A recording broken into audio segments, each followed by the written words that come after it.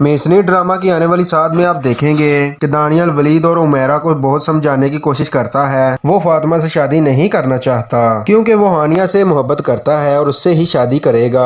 लेकिन उमेरा दानियल की बात नहीं मानती और उसे कहती है कि तुम्हारी शादी फातिमा से ही होगी और फातिमा ही इस घर की बहू बनेगी। अब दानियल घर छोड़कर चला जाता है और हानिया से जाकर कहता है कि मैं घर छोड़कर आ गया हूँ। अम्मी अबू जबरदस्ती मेरी शादी फातिमा से करवाना चाहते थे, जबकि मैं तुम्हारे अलावा किसी और के बारे में सोच भी नहीं सकता।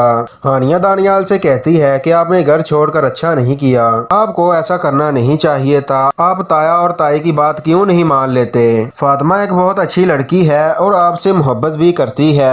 आप फातिमा से शादी कर लें और आप यकीनन फातिमा के साथ बहुत खुश रहेंगे। दानियल कहता है कि मैं तुम्हारी नसीहतें सुनने नहीं आया, तुम मुझे मत बताओ कि मुझे क्या करना चाहिए और क्या नहीं। मुझे ये समझ नहीं आती कि तुम कैसी लड़की हो। एक तरफ तुम कहती हो कि तुम मुझसे बहुत मोहब्बत करती हो और दूसरी तरफ कहती हो कि फातिमा से शादी कर लूं। हानिया कहती है कि मैं ऐसी ही हूँ, ये सच है कि मैं आपसे बहुत मोहब्बत करती हूँ और शायद आपके बगैर रह भी ना सकूं, लेकिन मैं अपनी बहन की खुशियाँ बर्बाद करके अपना घर भी आबाद नहीं कर सकती। फातिमा भी आपसे बहुत मोहब्बत करती है। जब उसे ये बात पता चलेगी कि उसकी बहन ने ही उसकी मोहब्बत पर डाका डाला है तो उसके दिल पर क्या गुजरेगी। दानियल कहता है कि तुम्हें फातिमा की तो बहुत परवाह हो रही है कि उसके दिल पर क्या गुजरेगी, तुम्हें ये नहीं नजर आ रहा कि मेरे दिल पर क्या गुजर रही है। मैं तुम्हारे बगैर कैसे रहूंगा? और तुम किस बहन की बात कर रही हो? वो बहन जो ये भी नहीं जानती कि तुम उसकी बहन हो।